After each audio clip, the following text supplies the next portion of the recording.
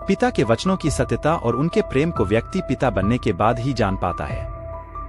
वह पिता महान है जो अपने पुत्र पुत्री के समक्ष आदर्श प्रस्तुत करता हो और उनके भीतर अपना संपूर्ण अनुभव डालता हो।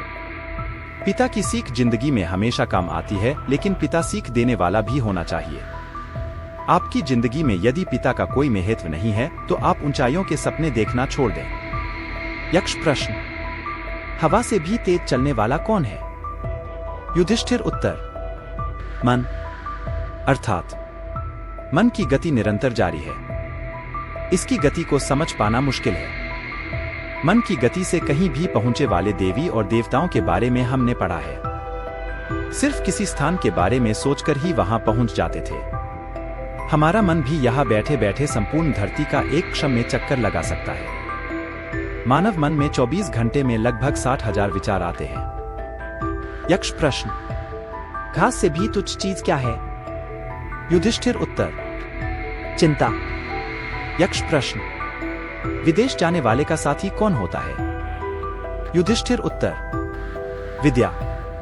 यक्ष प्रश्न: घर में रहने वाले का साथी कौन होता है? युधिष्ठिर उत्तर: पत्नी। यक्ष प्रश्न: मरणासन वृद्ध का मित्र कौन होता है?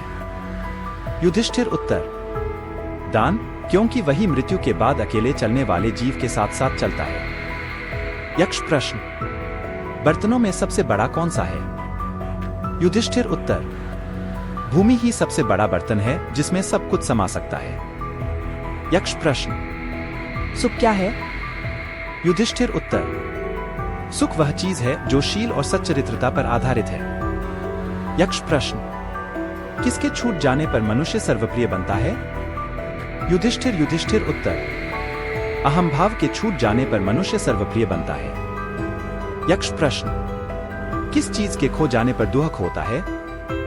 युधिष्ठिर उत्तर: क्रोध। यक्ष प्रश्न: किस चीज को गंवाकर मनुष्य धनी बनता है? युधिष्ठिर उत्तर: लालच को खोकर। यक्ष प्रश्न: संसार में सबसे बड़े आश्चर्य की बात क्या है? युधिष्ठिर उत्तर: हर रोज आंखों के सामने कितने ही प्राणियों की मृत्यु हो जाती है, यह देखते हुए भी इंसान अमरता के सपने देखता है। यही महान आश्चर्य है। अगले पन्ने पर जब युधिष्ठिर ने सारे प्रश्नों के उत्तर सही दिए तो फिर यक्ष ने क्या कहा? युधिष्ठिर ने सारे प्रश्नों के उत्तर सही दिए। अंत में यक्ष बोला, युधिष्ठिर मैं तुम्हारे एक भाई को जीवित करूंगा। तब युधिष्ठिर ने अपने छोटे भाई नकुल को जिंदा करने के लिए कहा, लेकिन यक्ष हैरान था। उसने कहा, तुमने भीम और अर्जुन जैसे वीरों को जिंदा करने के बारे में क्यों नहीं सोचा? युधिष्ठिर बोले, मनुष्य की रक्षा धर्म से होती है। मेरे पिता की 2 पत्नियां थीं। कुंती का एक पुत्र मैं तो बचा हूं। मैं चाहता हूं कि माता माद्री का भी एक पुत्र जीवित रहे।